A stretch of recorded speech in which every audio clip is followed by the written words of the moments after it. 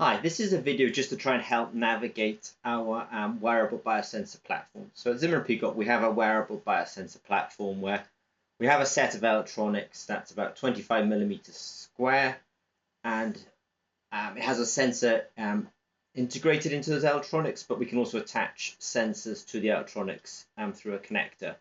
And the kit also comes with some thin polymer batteries, some thin lithium-ion polymer batteries.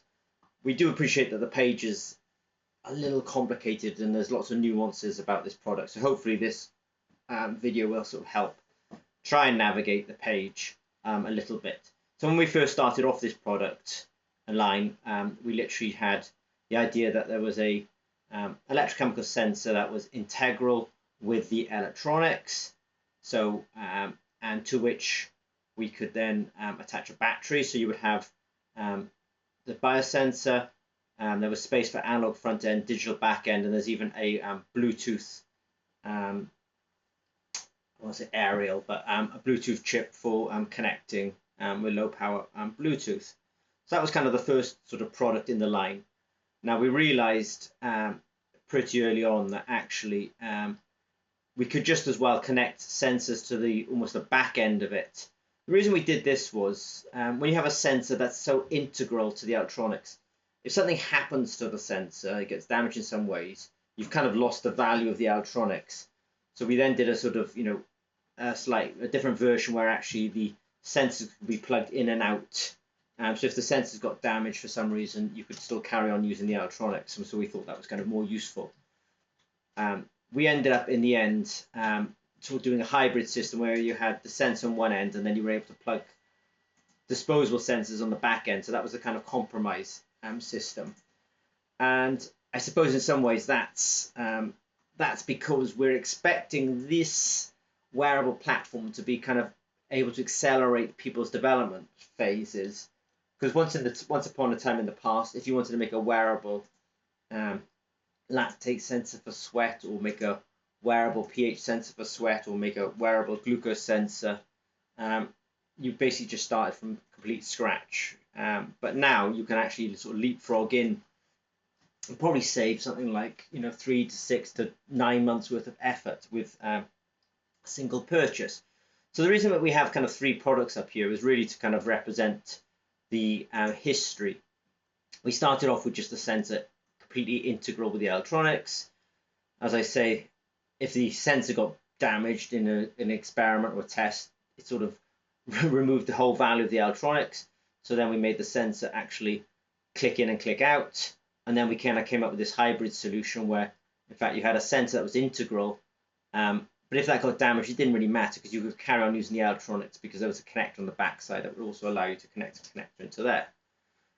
Now, everyone's very keen these days on going with microneedles for sort of doing work transdermally. So we do have a microneedle format that will also plug into this electronics as well. So that's useful for people doing microneedles. And then we have spare batteries there. So if you're looking to develop a wearable biosensor application, and I think your best bet is to go for very, very elegantly named the dual mode Easy Flex. If you want to do with microneedles, then you probably need this microneedle format down here. Now it's probably worth saying that the microneedles are purchasable just on our web store as well. So we do have these microneedles, and then we also have a big range of standard biosensors. So these biosensors, for example, if I pull out the glucose biosensor, these glucose biosensors, and we've got lots of videos and lots of information about them. Those glucose biosensors will plug in into this location here. So just here, or as it's shown here. So the glucose will do that, the lactate will do that, the sodium will do that, the potassium will do that, the oxygen will do that, the pH will do that, the alcohol will do that, the ammonia will do that, the nitrate will do that, the urea will do that. And I probably haven't listed all of our biosensors, but anyway, you can plug them in the back end here. So like I say, if you was just getting going with us, I would recommend this dual mode device here. We do have an awful lot of information on it. So we have posters, quick start guides, Bluetooth protocols, data sheets, SPI data protocols.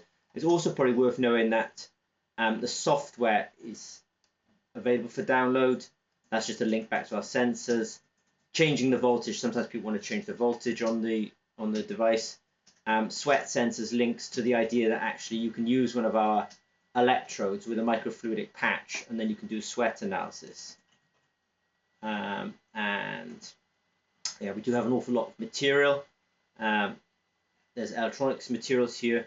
There's also 3D printable files here, so you can basically sort of print out some sort of casing for it. And then there's a whole bunch of videos just kind of showing you some of the information that we have.